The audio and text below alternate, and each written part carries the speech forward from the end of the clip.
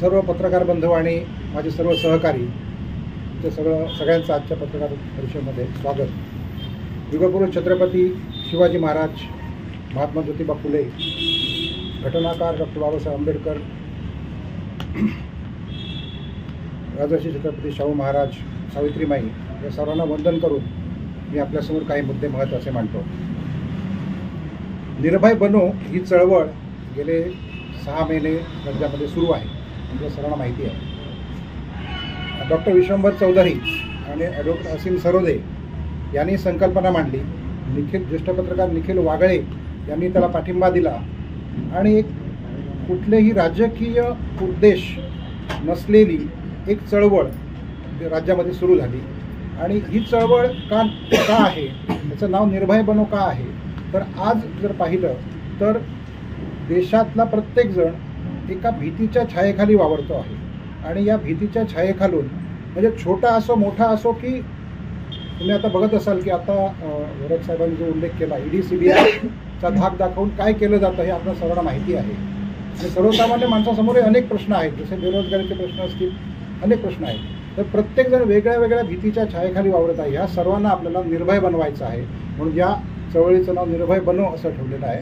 आणि ही चळवळ आपल्या लोकशाहीसाठी असल्यामुळे त्याचा लोगो जो आहे तो त्याच्यामध्ये आपल्या लोकशाहीसाठी असं आपण म्हटलेलं आहे। आमचं सर्वोच्च प्राधान्य आहे ते भारताची राज्यघटना आणि लोकशाही, हे 2 सर्वोच्च विषय आमच्या समोरचे आहेत। आणि जे जे लोक विचार करतात, या विचार करू शकणाऱ्या विचार करणाऱ्या सर्वांचं मत असं आहे की आज भारताची राज्यघटना आणि लोकशाही धोक्यात आलेली आहे। ही एकाधिकारशाहीकडे आपली वाटचाल सुरू आहे आणि घटनेची पायमल्ली होताना आपण सर्वत्र पाहतो। डॉक्टर बाबासाहेबांनी सांगितलं होतं की मी जी घटना देशाला लिहून दिलेली आहे त्या घटनेची अंमलबजावणी ही लेटर अँड स्पिरिटमध्ये व्हावी। लेटर अँड स्पिरिट याचा अर्थ असा की लेटर म्हणजे कागदोपत्री घटनेत जे लिहिलेलं आहे ते शब्दशः त्याची अंमलबजावणी व्हावी, पण केवळ कागदोपत्री अंमलबजावणी होईल ते लेटर अँड स्पिरिट म्हणजे त्या राज्यघटनेच्या मागे जे ध्येय आहे, जी दृष्टी आहे, ती दृष्टी आणि ध्येय जे आहे ते सुद्धा ती घटना राबवताना राबवणाऱ्या लोकांनी लक्षात घेतलं पाहिजे। आणि त्यामुळे लेटर अँड स्पिरिटमध्ये ही राज्यघटनेची अंमलबजावणी होणं जे आम्हाला अपेक्षित होतं ते कुठेतरी गेल्या काही वर्षामध्ये त्यामध्ये खंड पडलेला आहे आणि राज्यघटना आणि लोकशाही या दोन्ही गोष्टी धोक्यात आलेल्या आहेत। आणि यासाठी सर्वसामान्य माणूसच योगदान देऊ शकतो। आज भारताचा इतिहास बघितला तर भारताचाच नव्हे तर जगाचा इतिहास बघितला तर क्रांती ही सर्वसामान्य माणसाने केलेली आहे। रस्त्यावरचा जो माणूस आहे तोच त्याच्या विरोधात पेटून उठू शकतो आणि तोच बदल घडवू शकतो। त्यामुळे निर्भय बनो चळवळ ही राज्यामध्ये वेगवेगळ्या ठिकाणी अशा प्रकारे जागृतीचं काम करत आहे।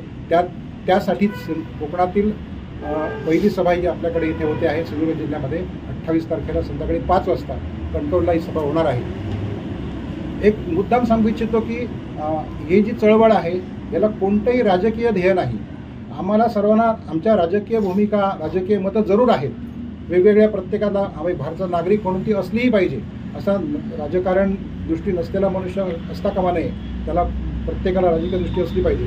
परंतु ह्या चळवळीला कोणताही राजकीय अजेंडा नाही, आम्ही कोणत्याही पक्षाचे नाही, आम्ही कोणत्याही पक्षाच्या विरोधात नाही, परंतु लोकशाही आणि राज्यघटना टिकली पाहिजे, तिचं संरक्षण झालं पाहिजे आणि आपला भारत जो आहे भारत हा देशामध्ये महासत्ता बनला पाहिजे।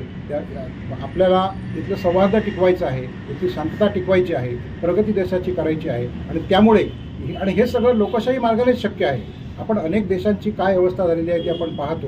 लोकशाही तिथे नीट न चालल्यामुळे त्या देशाची फार वाईट अवस्था झालेली आहे। आपल्या शेजारी पाकिस्तानचं उदाहरण आपण घेऊ शकतो। आपल्याबरोबरच जन्म झालेला हा देश आज फार रसतडाला गेलेला आहे। अनेक देशांची अशी अवस्था आहे। आपण आज 75 वर्ष आपण साजरी केली, अमृत महोत्सव साजरा केला स्वातंत्र्याचा, ही आपली राज्यघटना आणि लोकशाही या जोरावरच केलेला आहे। आणि भविष्यात सुद्धा आपण या मार्गानेच पुढे जायचं असल्यामुळे हा संदेश सर्वसामान्य मतदारापर्यंत नागरिकापर्यंत जावा आणि त्याने विचार करून आपलं मत द्यावं।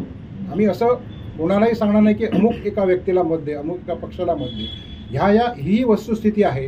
तू विचार कर आणि तू योग्य असेल तो निर्णय घे, हे सांगण्यासाठी ही सभा आहे। आणि निर्भय बनो चळवळीला संपूर्ण राज्यामध्ये अतिशय उत्स्फूर्त प्रतिसाद मिळतो आहे। म्हणजे 8-8, 10-10 हजारच्या सभासुद्धा छोट्या छोट्या शहरामध्ये या ठिकाणी झालेल्या आहेत आणि लोक खूप उत्सुकतेने या सभांना येतात, चांगला प्रतिसाद देतात आणि ह्या निर्भय बनवची चळवळ जी आहे ही चळवळ हळूहळू अशा प्रकारे पुढे चाललेली आहे. मला वाटतं की सिंधुदुर्गातली जनतासुद्धा खूप सुज्ञ जनता आहे.